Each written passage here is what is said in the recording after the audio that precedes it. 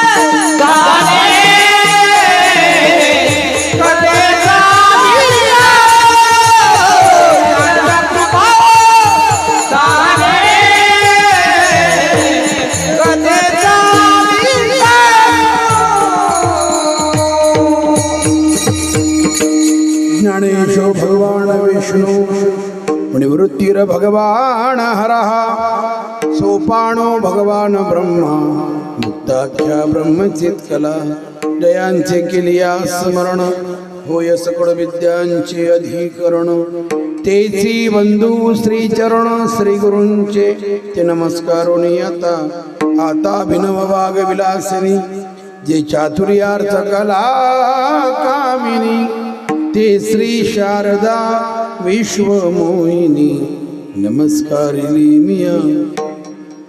नमो सद्गुरु तुकया ज्ञानदीपा नमो सद्गुरु सच्चिदानंद रूपा नमो सद्गुरु भक्त कल्याण मूर्ती नमो सद्गुरु भास्करा पूर्ण कीर्ती सेवेलागी सेवक झालो तुमच्या लागलो निज चरणा अहो स्वामी तुकया देवा यावरी न करावा अभीर मस्तका हे पायावरी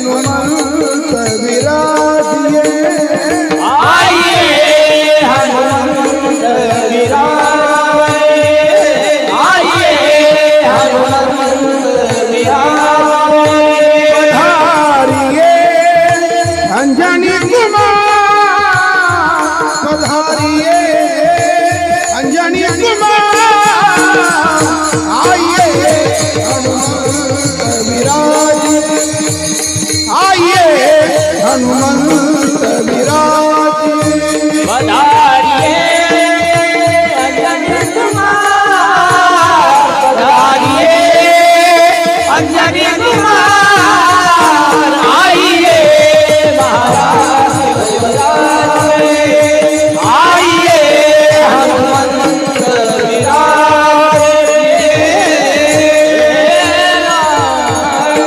धारिये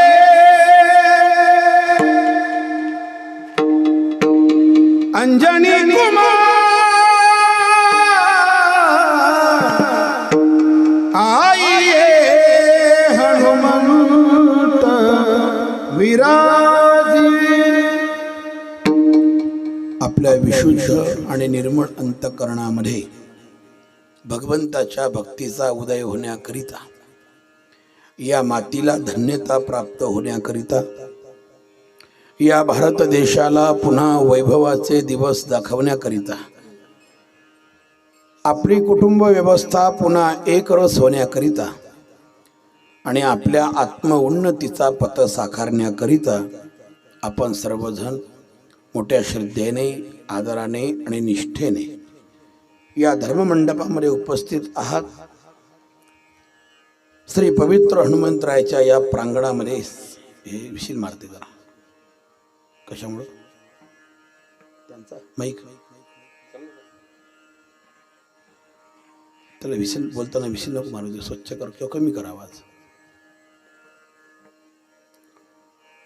पवित्र हनुमंतरायाच्या या प्रांगणामध्ये अतिशय सुंदर देखना व नेत्रदीपक नैनरम्य भक्ती सोहळा मोठ्या उत्साहाने, आनंदाने आणि प्रसन्न चित्ताने संपन्न होतो आहे. त्या निमित्ताने सर्व ग्रामस्थांच्या माध्यमातून, सप्ताह समितींच्या माध्यमातून ज्यांचं कुशल असं मार्गदर्शन या सप्ताहाला आहे ते माझे परमस्नेही, परमादरणीय वारकरी संप्रदायामधलं अतिशय उत्तुंग व्यक्तिमत्व, ज्यांचं जीवन अतिशय पारदर्शी, प्रामाणिक आणि समर्पक अशा प्रकारचं जीवन आहे संप्रदायामधील, ते माझे परमस्नेही आदरणीय श्री हरिभक्तपरायण सदानंद महाराज गावंडी गुरुजी. आणि गुरुजींच्या माध्यमातून हा कीर्तनाचा योग आहे. उपस्थित सर्व गायनाचार्य, मृदंगाचार्य, टाळकरी मंडळी, उपस्थित सर्व माता भगिनी, पुरुष वर्ग, तरुण बांधव, कॉलेजमध्ये आणि विद्यापीठा स्तरावरती एज्युकेशन घेणारे युवक आणि युवती, सर्वांच्या चरणारविंदी साष्टांग विनम्र अभिवादन करून आपल्या चिंतनाकरता सुरुवात करूया. विठ्ठल विठ्ठल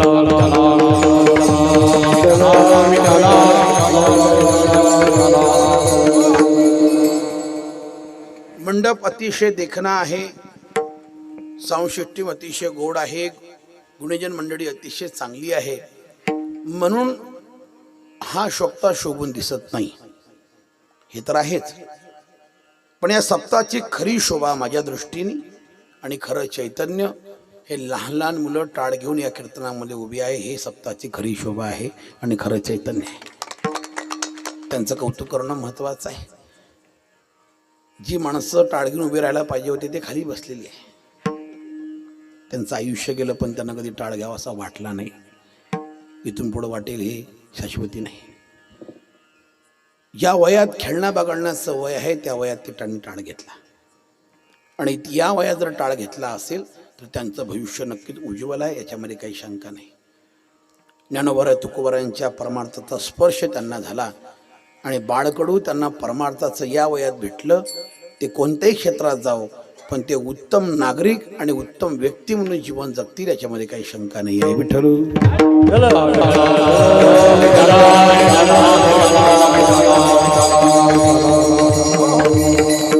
शास्त्राने त्याचं वर्णन केलेलं आहे की कुलम पवित्रम जरणे कृतार्था वसुंधरा पुण्यवती च तेन अपार संवित सुख सागरेस्मिन परे ब्राह्मणी यस्य चेता. ज्या घरामध्ये चांगली मुलं जन्माला येतात ते कुळ पवित्र असतं. ज्या आईच्या उदरातून त्यांनी जन्म घेतला ती आई धन्य असते. त्यांच्या जन्माना येण्याने त्यांच्या पदस्पर्शाने ही पृथ्वी देखील धन्य होत असते. असं चांगलं जीवन ज्या घरात जन्माला येत असतं ते संपूर्ण दृष्टीने धन्य अशा प्रकारचं असतं. त्यांनाही मनापासून धन्यवाद देऊया.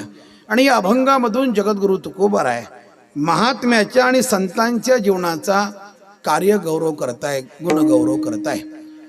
त्यांच्या जीवनातील जगतावरती ते उपकार करत असताना कशा प्रकारे उपकार करतात, कसं परोपकारी जीवन जगत असतात, त्याच्याकरता महाराजांनी 3 दृष्टांत या अभंगामध्ये सांगितलेले आहे. विठ्ठल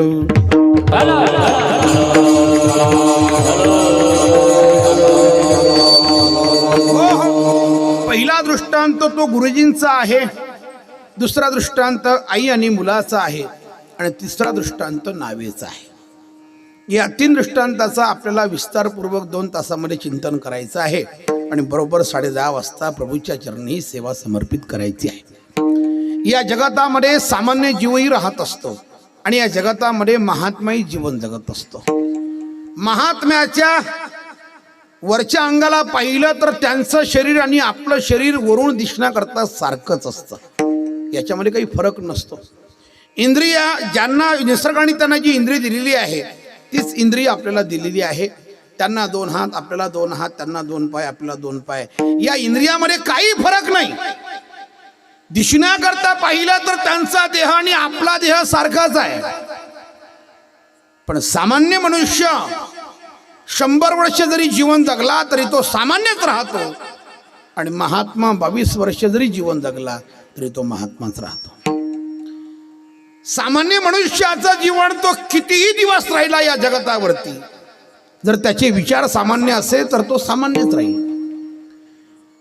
आणि संतत्वाच्या दिशेने जे प्रवास करतात ते आपल्या जीवनामध्ये स्वतःचं कर्तृत्व निर्माण करतात.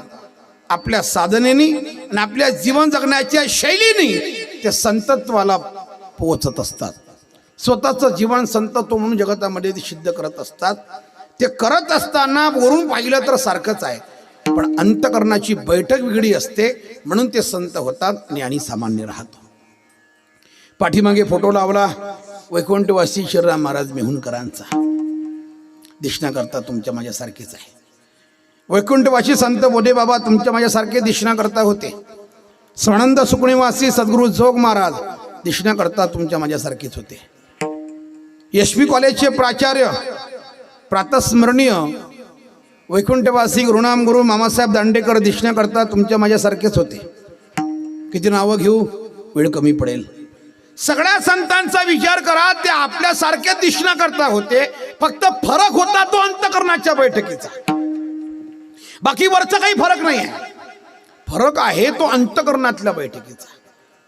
आमच्या अंतकरणामध्ये प्रचंड विकार असल्या कारणाने सामान्य मनुष्य जगतावरती उपकार करू शकत नाही. त्याचं पहिलं कारण, सामान्य माणसाच्या अंतकरणामध्ये काम, क्रोध, लोभ, मद, मत्सर सगळे विकार असतात. आणि अभिनव शुकाचार्य वैकुंठवासी भागवत भास्कर डोंगरेजी महाराज आपल्या भागवत कथेमध्ये वाक्य फार छान बोलायचे आणि ते म्हणायचे, ज्या माणसाच्या अंतकरणामध्ये प्रचंड विकार असतात त्याच्या अंतकरणामध्ये भगवंताच्या भक्तीचा उदय होत नसतो. हे त्यांचं वाक्य आहे. भगवंताच्या भक्तीचा उदय अंतकरणामध्ये होण्याकरिता अंतकरण अतिशय स्वच्छ, नितळ, निखळ, प्रांजळ आणि पवित्र, शुद्ध असावं लागतं. तुका म्हणे चित्त करारे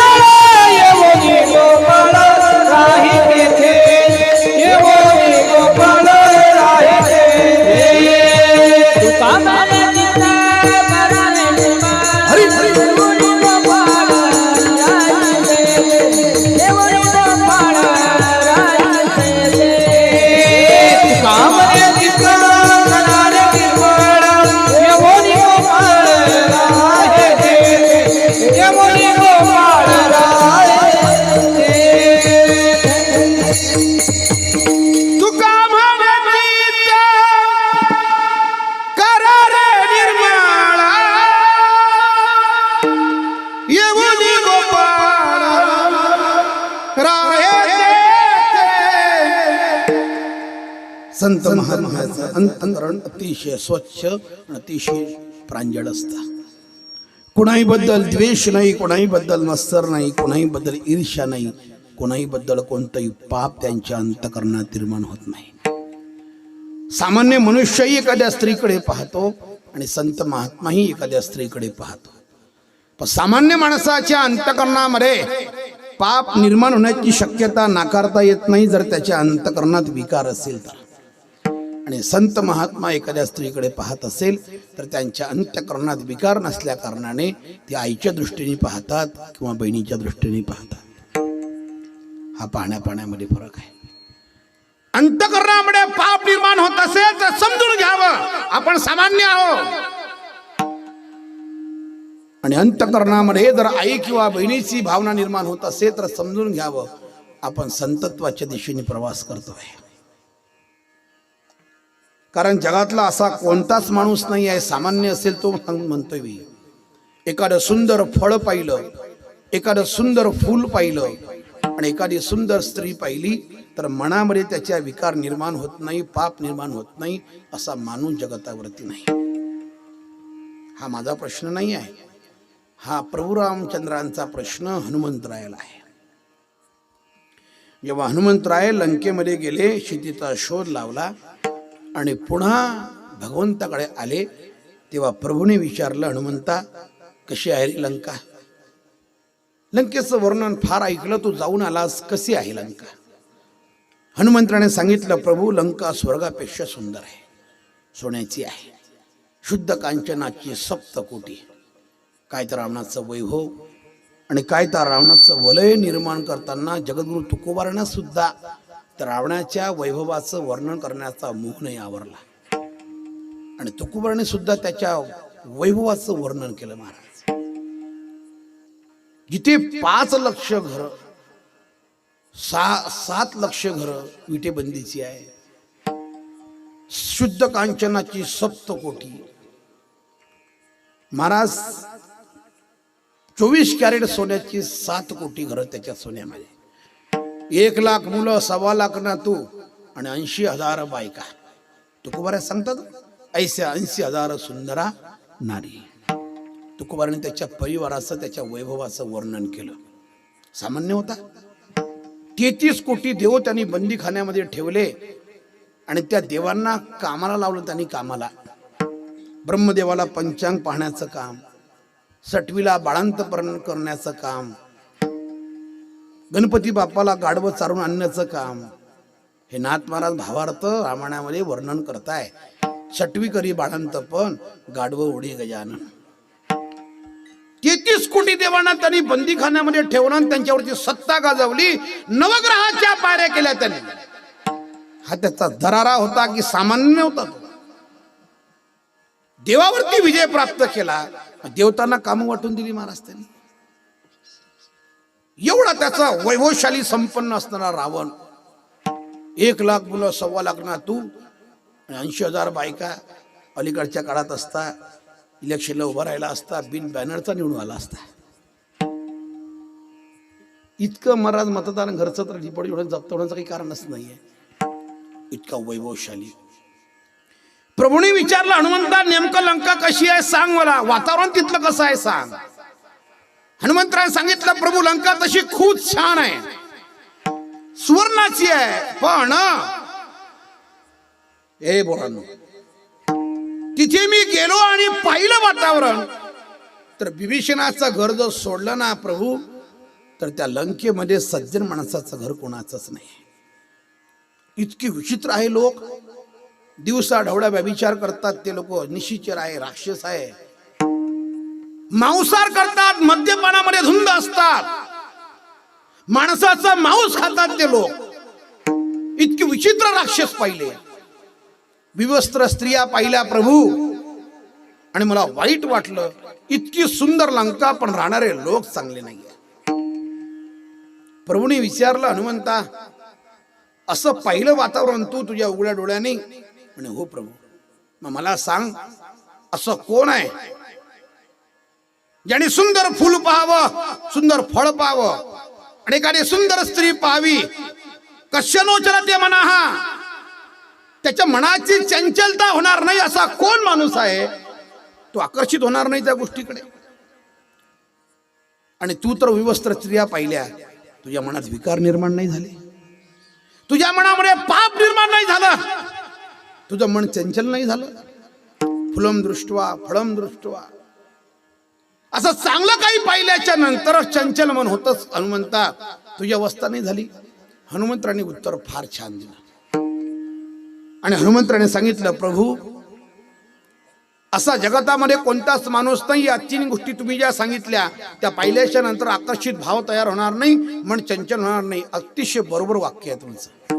पण मी सगळं पाहिलं, माझ्या मनामध्ये विकार निर्माणच झाला नाही, पाप अजिबात निर्माण झालं नाही. त्याचं कारण मी तुम्हाला सांगतो.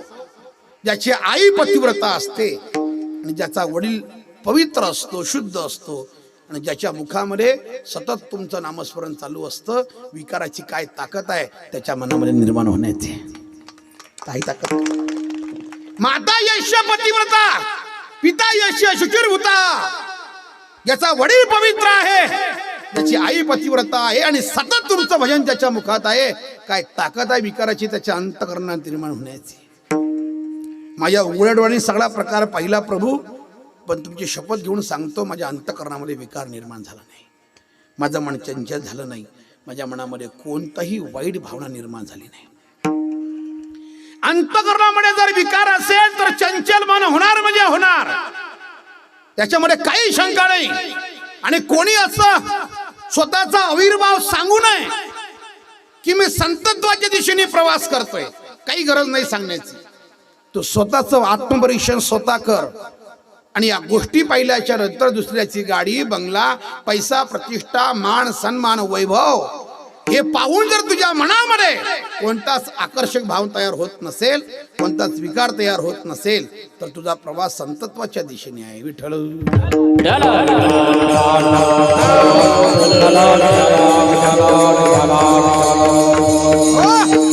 संतांनी आपलं अंतःकरण भगवंताचं भजन करून करून अतिशय स्वच्छ केलं, त्याच्या अंतःकरणामध्ये कोणताही विकार नाही. मग आहे काय? काम क्रोधे केले घरारी ते, काम क्रोधे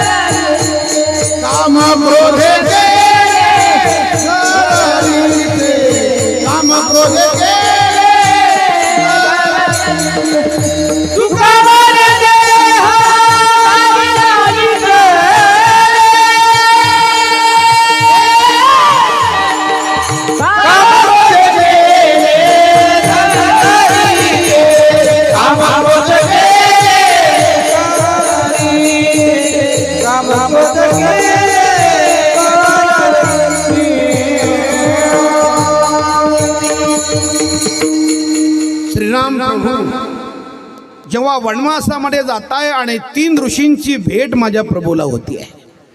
1 भारद्वाज ऋषींची भेट झाली, 2 वाल्मिक ऋषीची भेट झाली आणि 3 अगस्त्य मुनीची भेट झाली. 3 ऋषींना प्रभूने 3 प्रश्न विचारले होते. भारद्वाजींना प्रश्न विचारला, अरण्यामध्ये जाण्याचा रस्ता दाखवा. अगस्तीला प्रश्न विचारला, राक्षस मारण्याचे मंत्र सांगा. अगस्त्य मुनीने राक्षस मारण्याचे मंत्र सांगितले होते. आणि वाल्मिक ऋषीला विचारलं, गुरुदेव राहण्याचं ठिकाण सांगा. लौकिक दृष्ट्या राहण्याचं ठिकाण सांगितलं चित्रकूट पर्वत आणि अलौकिक दृष्ट्या ठिकाण सांगितलं रामा, ज्याच्या अंतःकरणामध्ये कोणताही काम, क्रोध, लोभ, मद, मत्सर, कपट, दंभ, माया नाही, त्यांच्या हृदयात जाऊन तू राहा. जिनके कपट दंभ नाही माया, उनके हृदय बसवू रघुराया. रामा, ज्याच्या अंतःकरणामध्ये कोणता विकार शिल्लक नाही, तैसा हृदयामध्ये मी रामू, असता सर्व सुखाचा राम. तू त्यांच्या हृदयात जाऊन राहा. याचा अर्थ असा होतो, ज्यांच्या हृदयामध्ये विकार असतात तिथे राम राहत नाही. आणि संत महात्म्याच्या अंतःकरणामध्ये राम प्रभू आहे. भगवान परमात्मा विराजमान झाला याचा अर्थ त्यांच्या अंतःकरणात कोणताही विकार नाही आणि म्हणून जगताबद्दल परोपकाराची भावना ते व्यक्त करू शकतात. जगताचं कल्याण व्हावं, जगताचं समष्टी कल्याण व्हावं. वेदांत शास्त्रामध्ये दोन शब्द आलेले आहे, एक व्यष्टी कल्याण आणि दुसरं समष्टी कल्याण. व्यष्टी कल्याण त्याला म्हणतात माझंच चांगलं व्हावं, जगाचं काही का होईना, मला काही घेणं नाही आहे, असे विचार जे माणसं करतात याला व्यष्टी कल्याण म्हणा. स्वतःचं कल्याण करणं व्हावं, माझंच चांगलं व्हावं, लोकांचं काही घेणं नाही. उदाहरणार्थ गावामध्ये राहत असताना संपूर्ण गावाची लाईट गेलेली आहे, आपल्या घरची चालू आहे. समजा योगायोगानं संपूर्ण गावाची गेली, फक्त आपल्याच घरची चालू आहे. खरं सांगा, माणसाला आनंद वाटते का दुःख वाटते? तुमचं काय मत आहे? काय दुःख वाटायचं कारण आहे? आपल्या घरची टीव्ही चालू आहे, एसी चालू आहे, कूलर चालू आहे, आपण मस्त झोपलेलो आहोत. लोक मरे ना का अंधारात, आपल्या काही घेणं आहे काय? काही एवढा विचार करते का माणूस? नाही नाही जा पहा, असं काय काय घेत नाही, आपलं आहे बस. आणि समजा संपूर्ण गावाची चालू आहे आणि आपल्याच घरची गेली तर मग लगेच MCBच्या साहेबाला फोन, MCB मध्ये आपल्याच घरची कशी काय गेली, आम्ही का बिल भरत नाही का, असं सगळं चालू होते. सामान्य माणसं स्वतःचं कल्याण व्हावं हा विचार करतात, त्याला व्यष्टी कल्याण म्हणतात. पण संत महात्मा स्वतःचं कल्याण हो अथवा न हो, उलट स्वतःच्या संसाराची राख रांगोळी करून जगताचं कल्याण करण्याची प्रतिज्ञा करत असतात संत महात्मा. जगाच्या कल्याण संतांच्या विभूती, जगाच्या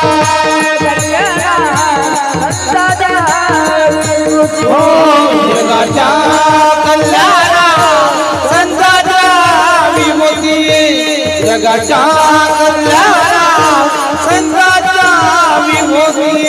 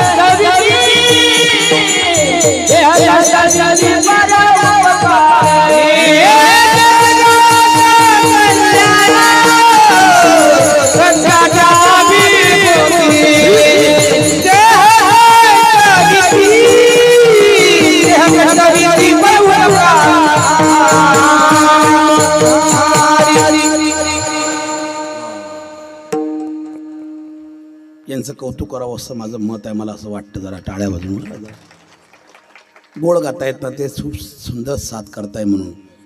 नाहीतर त्यांना बक्षीस पैसे द्यायची इच्छा आहे माझी, पण नाही आहे सध्या, आणले नाही आहे. गातात जितके गोड की असं मन आकर्षित झालं त्यांच्याकडे, म्हणून त्यांची प्रशंसा आणि त्यांची स्तुती करावं असं वाटलं.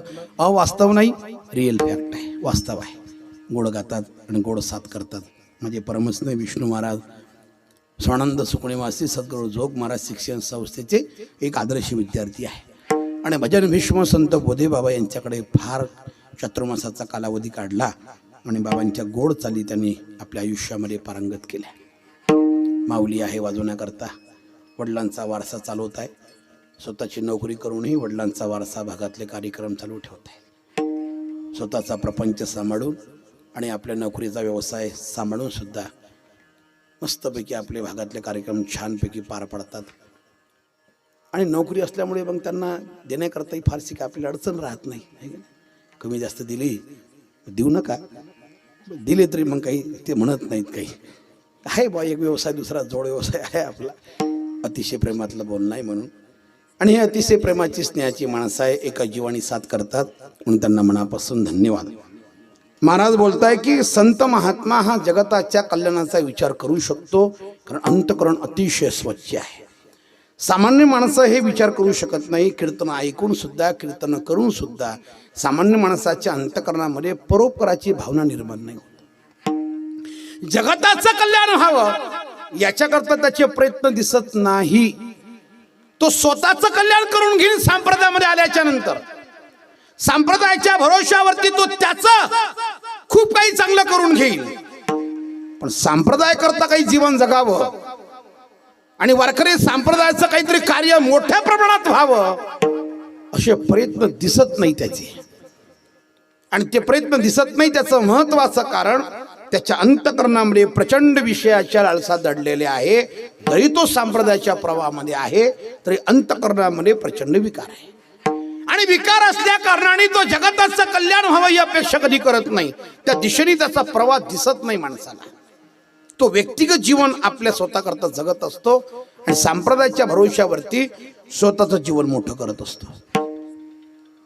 ज्ञानोबारायांचा दृष्टांत अतिशय अप्रतिम आहे.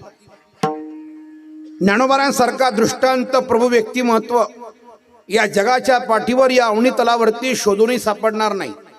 दृष्टांत द्यावा तो फक्त माझ्या ज्ञानेश्वर महाराजांनी. शब्दाचे झाड उभे करण्यामध्ये अतिशय विद्वत्ता प्राप्त झाली माऊली ज्ञानोबारायांना. शब्दाच्या इमारती कशा बांधाव्यात माऊलींकडून शिकावं. प्रचंड शब्द कौशल्य, प्रचंड शब्द भांडार आणि प्रचंड मोठं शब्द प्रभुत्व हे फक्त ज्ञानोबारायांकडेच पाहायला भेटेल आपल्याला. ज्ञानोबारायांची ज्ञानेश्वरी माणसाच्या बुद्धीचा विकास करत असते, लक्षात ठेवा. ज्ञानोबारायांची ज्ञानेश्वरी मनुष्याला प्रगल्भता प्राप्त करून देते. प्रगल्भता, प्रगल्भता म्हणजे अनेक शब्दाचा समूह आणि अनेक शब्दाचं कौशल्य माणसाकडे प्राप्त होते. आणि कोणताही विषय त्याला बोलण्याकरता दिला तरी तो न घाबरता तो विषय लोकांच्या समोर त्याचा विस्तार करू शकतो. याला बुद्धीची प्रगल्भता म्हणतात. ज्याला माईक समोर उभं केल्याच्या नंतर कशाची भीती नाही, कुणाची भाळ भीड नाही आणि कशाचाही विचार त्याच्या मनामध्ये येत नाही. जशी भागीरथी जशी अखंडपणे प्रवाहित असते तसं त्याचा शब्दाचा प्रवाह अखंडपणे त्याचा चालू असतो. न खंडित होता, न अडखळता, न कुठं थांबता. बुद्धीची प्रगल्भता ज्याला प्राप्त करून घ्यायची आहे त्यांनी ज्ञानोबारायांच्या ज्ञानेश्वरीचा आश्रय करावा. मनुष्याच्या बुद्धीचा विकास होत असतो. संप्रदायामध्ये जे कोणी माणसं विद्वान आहेत सध्या चर्चेमध्ये, आणि त्या विद्वानांची चर्चा संप्रदायामध्ये आहे. एका एका शब्दावरती 4-4 महिने प्रवचन करू शकतात. अशी विद्वत्ता ज्यांना प्राप्त झाली त्या लोकांना विचारा की ही विद्वत्ता कशामुळे प्राप्त झाली, तर त्याचं सगळं श्रेय ज्ञानोबारायांच्या ज्ञानेश्वरीकडे जात असतं. ज्ञानोबारायांची ज्ञानेश्वरी अवगत केली, वाचन केलं, परिशीलन केलं आणि म्हणून बुद्धीची प्रगल्भता झाली, म्हणून विद्वत्ता प्राप्त झाली. त्यांना माणसं मोठी झाली. ज्यांनी ज्यांनी ज्ञानोबारायांच्या ज्ञानेश्वरीचा आश्रय केला ती माणसं हिमालयाच्या उंचीप्रमाणे त्यांची उंची वाढली. या विदर्भाच्या प्रांतामध्ये कारंजा आणि मूर्तिजापूर या रोडवरती एक गाव आहे मुरुंबा नावाचं. आणि त्या मुरुंबा गावामध्ये एक सामान्य शेतकऱ्याचा मुलगा, त्याचा जन्म झाला. नाव आहे डॉक्टर विजय पांडुरंग भटकर. 92 मध्ये भारताने अमेरिकेला संगणक मागितलं, त्यांनी दिलं नाही. आणि म्हणून या भारत देशामध्ये संगणक तयार व्हावं या दृष्टीने दिल्लीचा प्रवास करणारा हा सामान्य शेतकऱ्याचा मुलगा अकोल्याच्या रेल्वे स्टेशनवरती आला, ट्रेन मध्ये बसला, दिल्लीपर्यंत प्रवास केला. राष्ट्रपतींची भेट घेतली, पंतप्रधानांची भेट घेतली, काही अवधी मागितला, काही पैसे मागितले आणि अवधी मागून अगदी थोड्या वेळामध्ये, थोड्या कालावधीमध्ये या भारत देशाने संगणक तयार केलं आणि संगणक क्षेत्रामध्ये फार मोठी क्रांती केली.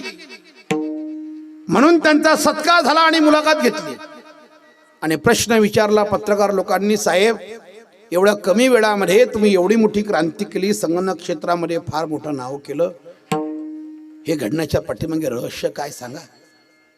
कशाची प्रेरणा भेटली तुम्हाला आणि कशातून तुम्हाला ही प्रगल्भता प्राप्त झाली? तेव्हा डॉक्टर विजय साहेब आपल्या मुखातून उत्तर बाहेर काढताय आणि सांगताय, मी जेव्हा दिल्लीला प्रवास करण्याकरता निघालो, अकोला स्टेशनवरती आलो, तेव्हा माझे वडील पांडुरंग भटकर मला सोडण्याकरता आले आणि माझ्या हातामध्ये एक ग्रंथ ठेवला आणि मला सांगितलं, विजय, ज्या कामाकरता निघाला यशस्वी होशील, माझा आशीर्वाद आहे तुला, पण गोष्ट लक्षात ठेव, तिथे गेल्याच्या नंतर एकही दिवस असा जाऊ देऊ नको, या ग्रंथाच्या 5 ओव्या तरी वाचत जा, तू नक्की यशस्वी होशील. तो ग्रंथ होता ग्रंथराज ज्ञानेश्वरी. ज्ञानोबरायांच्या ज्ञानेश्वरीचा आश्रय घेतला डॉक्टर साहेबांनी. आजही त्यांना कधी भेटा, माऊलींवरती खूप श्रद्धा आहे त्यांची, प्रचंड विश्वास आहे ज्ञानोबरायांच्या ज्ञानेश्वरीवरती, आणि वाचन केल्याशिवाय आपला कोणताही दिवस ते घालवत नाही. माणसं मोठी झाली महाराज. हिमालयाच्या उंचीप्रमाणे उंची वाढवली लोकांनी. ज्ञानोबरायांची ज्ञानेश्वरी प्रगल्भ करते माणसाला, वाचत राहिली पाहिजे. जनाबाईचा आग्रह आहे, वाचावी ज्ञानेश्वरी, वाचावी ज्ञानेश्वरी, वाचावी ज्ञानेश्वरी, वाचावी ज्ञानेश्वरी. डोळा पाहावी पंढरी ज्ञान हो, ज्ञान हो, डोळा पाहावी, डोळा पाहावी, डोळा पाहावी पंढरी ज्ञान हो, ज्ञान हो.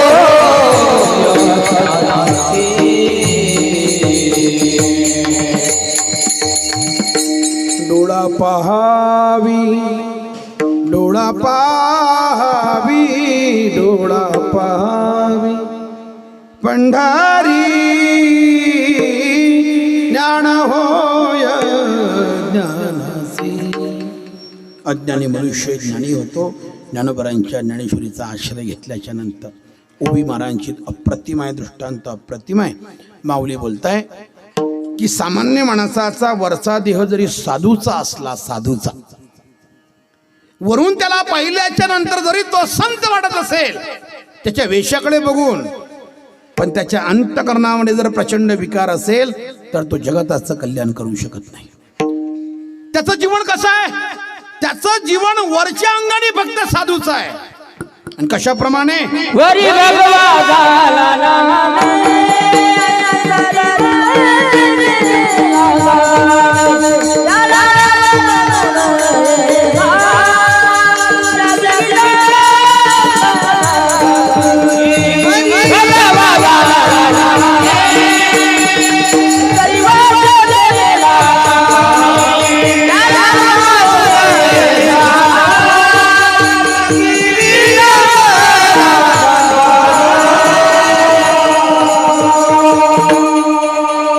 वरचा वेश भगव्याचा आहे, पण अंतकरणामध्ये प्रचंड विकार आहे. ज्ञानोबरांचा दृष्टांत अप्रतिम सांगत होतो मी तुम्हाला. माऊली बोलताय कशाप्रमाणे आहे माहिती आहे त्याचं जीवन? एका गायीने वासराला जन्म दिला. वासरू 4-5 दिवस राहिलं, काही कारणाने वासरू मरून गेलं. शेतकरी मनुष्य हुशार, त्यांनी काय केलं म्हणे, त्या मेलेल्या वासराचं कातडं काढलं, त्याच्या आतमध्ये भुसा भरला. गाईच्या थोड्याशा अंतरावरती वासरू उभं केलं. गाईला असं वाटलं माझंच वासरू आहे, कारण तिचं कातडं होतं त्या मुलाचं. त्या वरच्या भागाला पाहिलं, गाईला वाटलं माझंच वासरू आहे. त्या मुलाला पाहून, वासराला पाहून गाईने पाना सोडला. शेतकरी माणसाने दूध काढलं, आपला उदरनिर्वाह केला. दृष्टांत संपला. माऊली बोलताय तसं त्या साधूचं जीवन आहे. त्याचं वरच्या अंगाचा विचार केला तर तो खरंच साधूच दिसतोय आपल्याला, पण त्याच्या अंतकरणामध्ये विकार प्रचंड असल्या कारणाने तो त्याचा दांभिकपणा आहे, त्याचा दंभ आहे. ज्ञानोबाराय बोलताय की जेने सत्याचा भोकसा काढिला, असत्य तृणकुटा भरिला आणि दंबे रुडविला जगी. तसा वासराच्या आत्म्याला प्राण काढला आणि आतपरे खोटा भुसा भरला, त्याप्रमाणे सगळा दांभिकपणाचा भाग आहे. तसा त्या साधूचा भाग, तो परोपकार करू शकत नाही. जगतावरती परोपकाराची भावना फक्त या जगतामध्ये संत महात्मे करतात, साधू महात्मा करतो. आणि ते परोपकार करत असताना कशा प्रकारे करतात दृष्टांत देतात महाराज. अभंगाचं प्रथम चरण.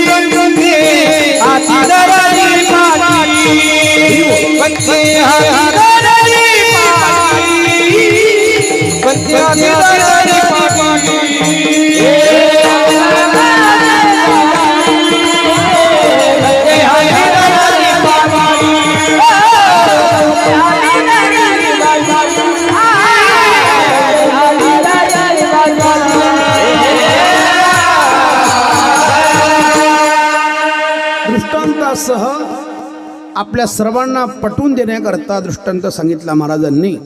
आणि दृष्टांतासह ते प्रतिपादन करतात की संत महात्मे जगतावरती क्रिया करून उपकार करतात. क्रिया कशाप्रमाणे तर अर्भकाचे साठी पंथे हाती धरली पाटी. पंथ म्हणजे शिक्षक. अलीकडच्या काळामध्ये ज्यांना आपण गुरुजी म्हणतो, शिक्षक म्हणतो, सर म्हणतो, त्यांना पूर्वीच्या काळामध्ये पंथ म्हणण्याची पद्धत होती. आणि ते पंथ काय करायचे, हातामध्ये पाठी लेखणी घेऊन त्या अर्भक म्हणजे लहान मुलाला अक्षराची जाणीव व्हावी म्हणून क ख ग असे अनेक अक्षर पाठीवरती त्यांना काढून गिरवून दाखवायचे. याचा अर्थ त्या शिक्षकांना त्या अक्षराची जाणीव नाही असं नाही. शिक्षकाला सगळंच माहिती आहे, शिक्षकांना माहित नाही असं नाही, पण मुलांना यावं म्हणून ते पुन्हा पुन्हा पुन्हा पुन्हा त्या पाठीवरती ते गिरवत असतात. याचा अर्थ त्याचं ज्ञान त्यांना नाही असं नाही आहे, त्यांना सगळं ज्ञान आहे. तसं संत महात्मे ज्ञानी असूनही जगताला सज्ञान करण्याकरता, जगाला ज्ञान प्रतिपादन करण्याकरता जगतावरती उपकार त्या पंथाप्रमाणे करतात. ज्यांच्या आयुष्यामध्ये सद्गुरु कोणतीही गुरुजी एक आदर्श जीवन लाभत असतं, त्यांच्या जीवनाचा उत्कर्ष होत असतो. आणि गुरुजी आदर्श लाभले नाही तर जीवनाचा उत्कर्ष होत नाही. सद्गुरु आपलं जीवन पूर्णतः बदलून टाकतात. आपणा सारिके करीती तात्काळ नाही काळ वेळत याला. आणि म्हणून आपल्या ऋषीमुनींची परंपरा आहे की मुलगा ज्ञानी करायचा असेल तर त्याला घरादाराचा त्याग करून गुरुकुलामध्ये पाठवण्याची आपली पद्धत आहे. कारण गुरूंच्या मुखातून आलेला प्रत्येक शब्द हा परतत्वाला स्पर्श करून आलेला असतो आणि तो आपला उद्धार करत असतो. हे वाक्य अधोरेखित करून घ्या. नाही तर माऊलींना लिहिता आलं असतं ना की ग्रंथ तेथे ज्ञान, पण माऊली तसं लिहत नाही. माऊली बोलताय गुरु तेथे ज्ञान. का? अरे ग्रंथ वाचल्याच्या नंतरही तुम्हाला ज्ञान प्राप्त होईलच, पण ते ज्ञान तुम्हाला उत्कर्ष करेल, तुमचा उद्धार करेल अजिबात सांगता येत नाही. कारण ज्ञानी माणसाचंही पतन होताना पाहिलं आम्ही. आणि अर्जुनाचा प्रश्न आहे, देवा हे ऐसे कैसे, ये ज्ञानी याची बुद्धी भ्रंश आहे. असं काही नसतं की अज्ञानी माणसं चुका करतात, ज्ञानी माणसाच्या हातून चूक होत नाही असं काही नसतं. उलट ज्ञानी माणसाच्या हातून जर चूक झाली तर हा फार मोठा आश्चर्याचा धक्का आहे. कारण अज्ञानी माणसाला माहितीच नाही आहे ही चूक आहे का, पाप आहे का, पुण्य आहे, म्हणून त्याची चूक झाली. पण ज्ञानी माणसाला तर सगळं ज्ञान आहे, त्याला पाप पुण्याची जाण आहे, त्याला माहिती आहे हे पाप आहे म्हणून. आणि तरी त्याचं पतन का होते, तर भगवान परमात्मा त्याचं उत्तर देत आहे की काम येश क्रोध येश रजगुण समुद्भवा. हा कामाचा आणि क्रोधाचा प्रताप असतो अर्जुना. सद्गुरूंच्या मुखातून जर ज्ञान ऐकलं नाही तर पतन होईल. आणि ऐकलं सद्गुरूंच्या मुखातून गुरुकुलामध्ये जाऊन तनु मनु जीवे चरणाची लागावे, अगरवत्ता करावे दास्य सकळ. गुरुकुलामध्ये जावं. अरे भगवान स्वतः असताना सुद्धा वशिष्ठांकडे जाऊन विद्या शिकतोय. भगवान कृष्ण सांदीपनी गुरूंच्या आश्रमात जाऊन सेवा करून विद्या ग्रहण करतोय. ज्याच्या श्वासातनं वेद निर्माण झाले त्याला काय गरज आहे. पण जगातासमोर फार मोठा आदर्श आहे, गुरुकुलामध्ये जाऊनच विद्या ग्रहण करावी ही आपली परंपरा आहे. जगतामध्ये आल्याच्या नंतर मानव रूपाने आले देव, आपल्या नियमाला मोडलं नाही त्यांनी. ते सुद्धा गेले गुरुकुलामध्ये, गेले शिक्षण घेतलं, गुरुकुलांची सेवा केली. अलीकडच्या काळामध्ये जर गावाला राहूनच कोणी कीर्तनकार झाले असते, भागवतकार झाले असते, तर मग गुरुकुलाची निर्मिती लोकांनी केली कशा करता, हा फार मोठा जटिल प्रश्न आहे. आणि ते लोक म्हणतात सुद्धा आम्हाला, महाराज तुम्ही तर आळंदीला गेले, आपण कुठेच नाही गेलो, आम्ही सगळं शिकलो महाराज. आम्हाला कीर्तन येते, भागवती येते, आम्हाला रामायणी येते महाराज, आम्ही कुठेच नाही गेलो महाराज, आम्ही इथेच होतो गावाकडे, पण आम्ही सगळंच करतो. सांगतातही आम्ही कुठे गेलो नाही, आम्हाला कोणी शिकवलं नाही, आम्ही तशीच शिकलो. कोणाचं नाव घेत नाही, कोणाचं गुरूंचं नाव लावती नाही, असं कोणी शिकत नसते. आणि शिकलंही कोणी तर ते ज्ञान उद्धार करेल सांगता येत नसते, पतन होत असते माणसाचं. अरे अशा अशा माणसाचे पतन होताना पाहिले की ना त्यांचं वय पतन होण्याचं, ना त्यांचा दर्जा पतन होण्याचा, पण सद्गुरूंची अवकृपा झाली आणि ज्ञानी माणसं असूनही त्यांच्या आयुष्यात त्यांचं पतन झालं. सद्गुरूंच्या मुखातून ऐकणं फार महत्वाचं आहे. आणि गुरु आदर्श भेटले, जीवनामध्ये परिवर्तन होत असतं. एखादा शिक्षक जसा शिकवतो त्याप्रमाणे संत महात्मा क्रिया करतात. दुसरं चरण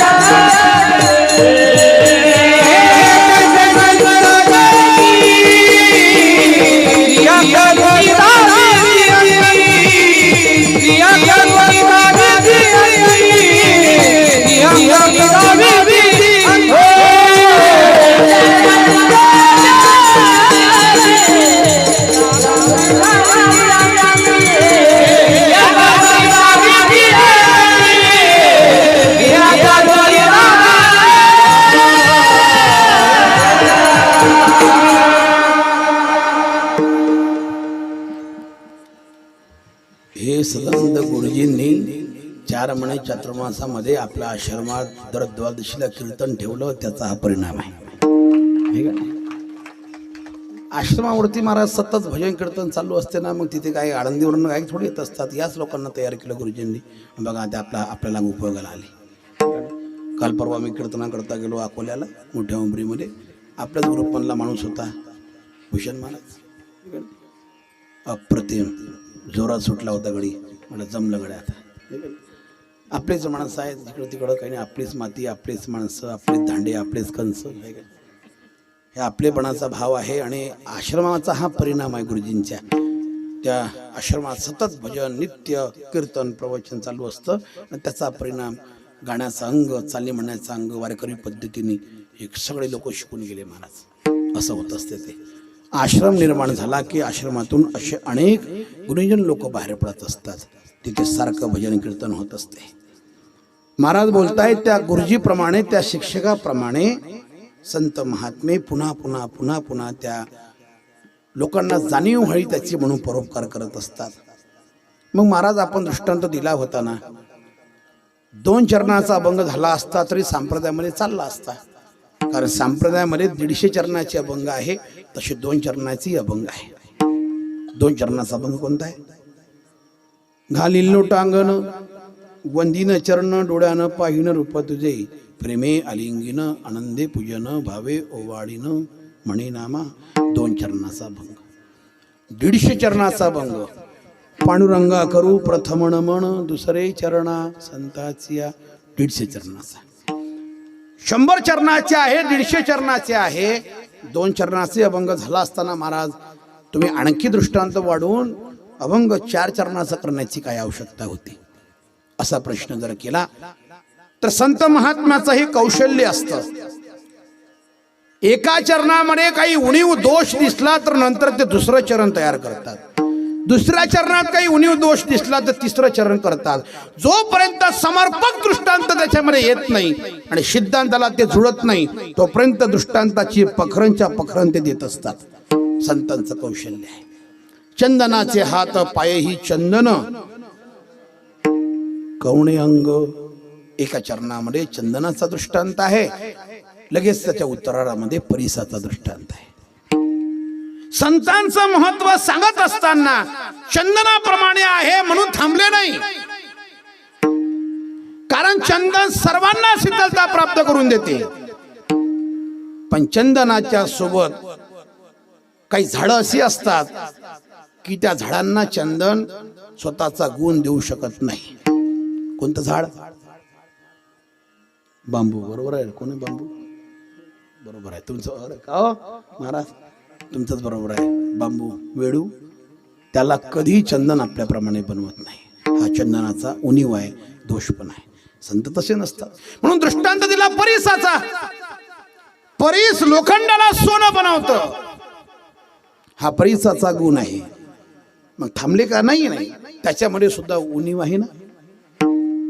परिस लोखंडाला सोनं बनवतो, पण त्या लोखंडाला स्वतः परिस बनवत नाही. स्वतःचा गुण नाही देत. सोनं बनवतो पण परिस नाही बनवत. संत महात्मे आपुल्यासारखी करती तात्काळ. प्रत्येक चरणात काही दोष दिसला म्हणजे पुढचे चरण देत गेले. आणि सर्वांगी साखर अवघी गोड, हा जेव्हा दृष्टांत दिला, पुढे दृष्टांत देण्याची गरजच नाही आहे. का? कारण साखर कशी खा ते गोडच लागते. तो पेढा कोणत्याही बाजूने खा, तो गोडच लागतो. तो मुक्याने खाल्ला काय आणि कोणी खाल्ला काय, त्याचा परिणाम गोडच आहे. सर्वांगी साखर अवघी, तुका म्हणे तैसा सज्जनापासून. पाहता अवगुणच मिळेची ना. दृष्टांत समर्पक. तोपर्यंत ते थांबले नाही. तसं गुरुजीचा दृष्टांत दिला, पण त्या गुरुजीमध्ये दोष सापडला संतांना. काय? गुरुजीच्या अंतःकरणामध्ये जर स्वार्थ असला पैशांचा आणि स्वार्थापोटी जर ते शिकवत असेल तर तो दोष संतांना लागू शकतो. कारण संत महात्मे जगतावरती उपकार करतात ते कोणत्याच स्वार्थाने नाही, निस्वार्थपणे. आणि म्हणून मी छातीला हात लावून स्वाभिमानाने एक गोष्ट सांगू शकतो की या जगाच्या पाठीवर संस्था अनेक आहे, पण एकमेव संस्था जिथे विद्यार्थ्यांना फी नाही आणि शिक्षकांना पगार नाही, अशी एकमेव संस्था, त्या संस्थेचं नाव आहे स्वानंद सुखनेमाची सद्गुरू जोग महाराज वारकरी शिक्षण संस्था आळंदी देवाची. बाकी दुसऱ्याचं नाव नाही घ्यायचं कोणाचं. फक्त एक वारकरी शिक्षण संस्था सोडली तर ते शिक्षक शिकवत असताना निस्वार्थपणे शिकवतो, निस्वार्थपणे. दोष दिसला आणि म्हणून महाराजांनी दृष्टांत वाढवून दिला आणि आता दृष्टांत दिला आई आणि मुलाचा. बालक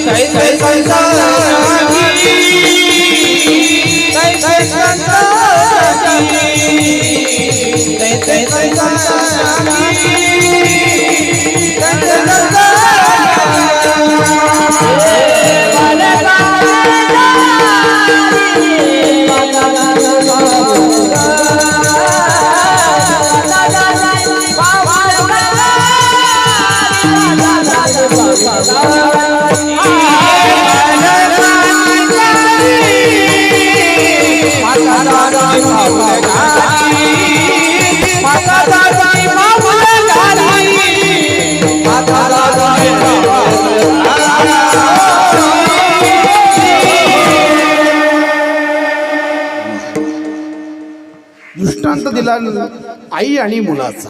बाळकाचे चाली माता जाणून पावलं घाली. चिमुकल्या मुलाने आपल्या आईचं बोट धरलेलं आहे आणि त्या मुलाच्या पावलाची गती पाहून आई मंद मंद पावलाने पाय टाकत असते. आई जोराने चालू शकते पण जोराने चालत नाही, कारण तिला माहिती असतं माझा मुलगा नुकतंच चालणं शिकतोय.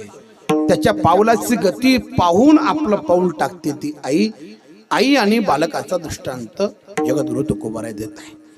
वारकरी संप्रदायामध्ये जेव्हा जेव्हा संतत्व सिद्ध करायचं असते आणि संतांना अभंग लिहायचे असतो आणि संतांना समर्पक दृष्टांत जेव्हा लिहायचा असतो महाराजांना, तेव्हा आईचाच दृष्टांत संप्रदायामध्ये संतांनी कथन केला.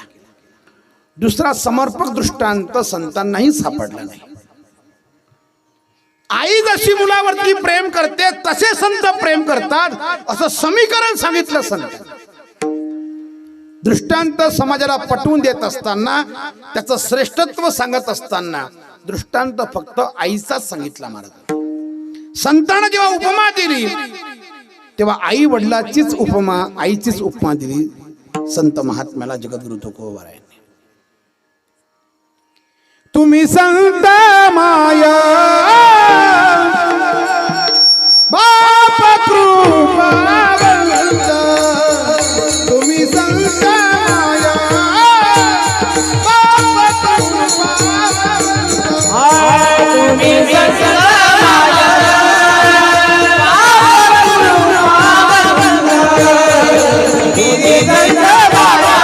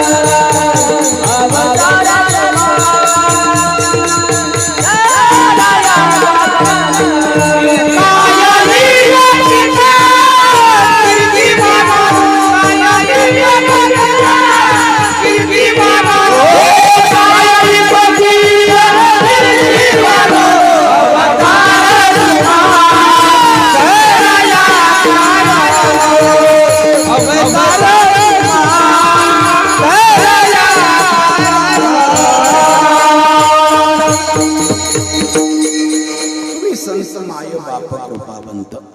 संतांना उपमा दिली ती आईची उपमा दिली. लेकुराचे हित जाणे माऊलीचे चित्त, ऐसी कळवळ्याची जाती करी लाभावी न प्रीती. पोटी भारव आहे त्याचे सर्वस्व हिस्सा आहे.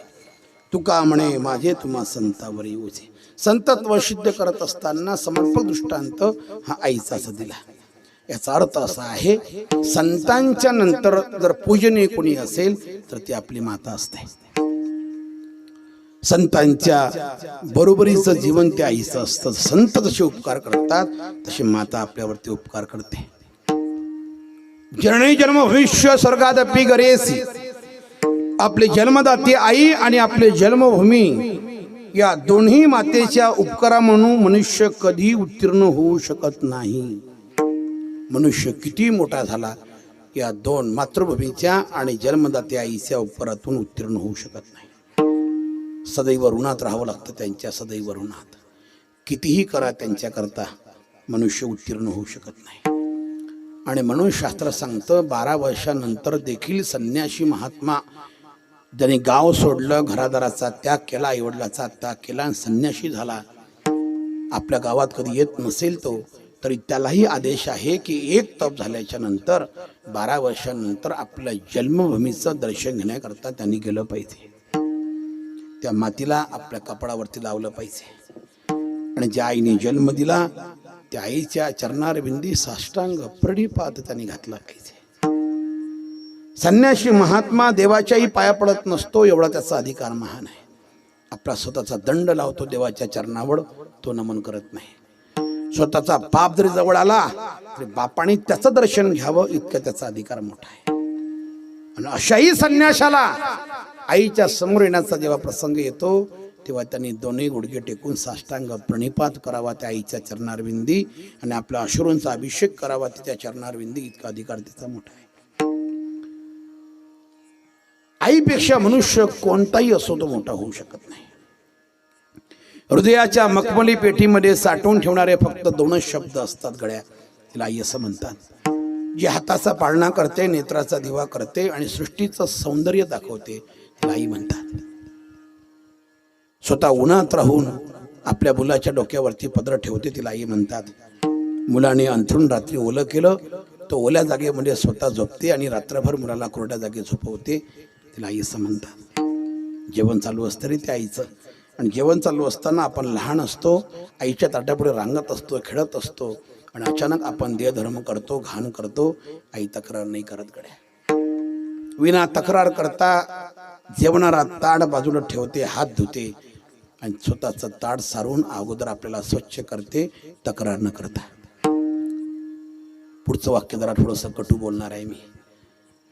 आई जर आपल्याला न तक्रार करता आपली सेवा करत असेल, लहानपणी आपली स्वच्छ घाण धुत असेल, तर ती म्हातारी झाली, तिचे हात हलतात, तिच्या हातामध्ये ग्लास आता राहत नाही आणि तिचा ग्लास जर खाली पडत असेल तर विना तक्रार न करता आपण तिची सेवा केली पाहिजे. नक्की केली पाहिजे. का? अरे तिने तक्रार नाही केली ना. तिने कुठं तक्रार केली? आपण लहान होतो, आपण तिच्या जेवणाच्या ताटापुढे घाण केली, तक्रार कुठे केली? ते तक्रार नाही केली. जेवताना ते ताट बाजूला सारून आपल्याला जर ती स्वच्छ करत असेल तर म्हातारपणात आता तिला गरज आहे आपल्या आधाराची. तक्रार न करता तिची सेवा करणं आता आपलं काम आहे. आपल्याला जीवनदान दिलं, तिने नाऊ घातलं, खाऊ घातलं, हे तिचे उपकार. रक्त आटवलं तिने आणि दूध पाजलं तिने, आपल्याला अमृतासारखं पान दिलं. कसे उपकार फेडणार तिचे? विना तक्रार करता जर ती आपली सेवा करत असेल तर आपण मोठं झाल्याच्या नंतर विना तक्रार करता म्हातारपणात त्यांची सेवा करणं गरजेचं आहे. तुम्ही किती पारमार्थिक आहात, किती वाऱ्या करता, किती कीर्तन ऐकता, काही महत्व नाही. जर म्हातारपणामध्ये आई वडिलाचा आधार तुम्ही बनत नसाल आणि विना तक्रार न करता त्याची सेवा करत नसाल तर तुमचं कीर्तन प्रवचन ऐकणं शून्य आहे. लोकांना पारमार्थीपणाचं ढोंग दाखवणं बंद केलं पाहिजे माणसाने. आणि विराट तक्रार न करता त्यांची सेवा करणं आपलं कर्तव्य आहे. तर आपली पूजा देवाला मान्य होईल, तर आपला परमार्थ देवाला मान्य होईल गड्या. आता आपलं काहीच मान्य होणार नाही. आईचं मुलावरती निस्वार्थ प्रेम आहे. तिच्या प्रेमामध्ये कोणताही स्वार्थ नाही, सर्वस्व हीच आहे. मुलाचं सगळं काही सहन करते, ती ताटापुढे गेलेली घाणही सहन करते आणि म्हातारपणामध्ये दारूच्या आहारी जाऊन मुलगा मारत असेल त्याचंही सहन करते. याला सर्वस्व हीच आहे म्हणतात. मुलाच्या कोणत्याही चुका ती आई सहन करते. मुलाच्या बद्दल कधी अहित व्हावं त्याचं असा विचार ती कधी करत नाही. डॉक्टरांनी सांगावं, बाई तुमच्या पोटामध्ये लेकरू आडवा आलेला आहे, ऑपरेशन करावं लागेल. बाईने स्वतःच्या जीवाची पर्वा न करता सरकन पोट फाडून घेतलं राजा आणि आपल्याला जीवनदान दिलं. खून करेल आपल्यावरती एवढं प्रेम. स्वतःच्या जीवाची पर्वा नाही करत ती बाई. ती तशाही अवस्थेत म्हणते, डॉक्टर साहेब माझं काही झालं तरी चालेल पण माझ्या मुलाला वाचवा. आई म्हणते ना, आई जर निस्वार्थ प्रेम करत असेल त्या मुलावरती, तसे संत महात्मे जगताचा सांभाळ करतात आणि जगताचा सांभाळ करताना आईप्रमाणे सगळ्यावरती प्रेम करतात. आमच्या आयुष्यामध्ये आईसारखं प्रेम करणारं दैवत आमच्या आयुष्यामध्ये एक महात्मा आम्हाला पाहायला भेटला. त्या महात्म्याचं नाव आहे भजन विश्व संत बोधीबाबा. संतांनी जे वर्णन केलं ना की आईसारखे संत असतात, आम्हाला ते साम्यता ते समीकरण दिसलं या उघड्या डोळ्यांनी पाहिलं. कडे चातुर्मासामध्ये राहत असताना मी जेव्हा पहिल्यांदा त्यांच्याकडे गेलो, माझ्याकडे अनुकूल कपडे अनुकूल परिस्थिती माझी नव्हती. चातुर्मासामध्ये राहण्याकरता गेलो. बाबांना समजलं की अनुकूल परिस्थिती नाही आहे, कपडे सुद्धा नाही खरेदी करायला. बाबांनी स्वतःजवळचे कपडे द्यायचे, स्वतःचे धोतर द्यायचे. पैसे लागेल तर पैसे, दवाखाना करण्याची इच्छा असेल, काही त्रास झाला असेल दवाखाना सुद्धा मुलांचा करायचे बाबा. मुलाला घरी जाऊ देत नव्हते. मुलांनी इथेच राहावं, शिकावं, मोठं व्हावं. किती मोठं संकट आलं, बाबांना किती खर्च केला त्या मुलांकरता. मुलं आजारी पडायचे महाराज, 25-30 हजार रुपये लागायचे त्या काळामध्ये, तरी बाबा त्या पोरांना पैसे लावायचे. उद्देश एवढाच की मुलांनी शिकावं. आणि कधी रागावले नाही. डोक्यावरून प्रेमळ हात फिरवला, कुरवाडला आपल्या डोक्यावरून हात फिरवून सांगितलं, अरे अभ्यास करत जा, भजनाला येत जा. प्रेमाने सांगितलं. केले उपकार सांगू मी काय, बापन करी ऐसी माय. या एवढे उपकार करू शकत नाही, एवढे उपकार त्यांचे आपल्यावरचे झाले. मग महाराज आईसारखं प्रेम करतात संत महात्मे. दृष्टांत देऊन तुम्ही अभंग कहाणी संपवला. आता तर 3 चरण पूर्ण झाले होते ना. महाराज बोलता की जसं मला गुरुजीमध्ये दोष दिसला तसा आईमध्ये सुद्धा मला दोष दिसला. महाराज आई एवढी श्रेष्ठ सांगितली तुम्ही, तरी तुम्ही दोष दाखवता. महाराज बोलले माझा नाविलाज आहे, पण दोष आहे ते सत्य आहे. आपुलियाचा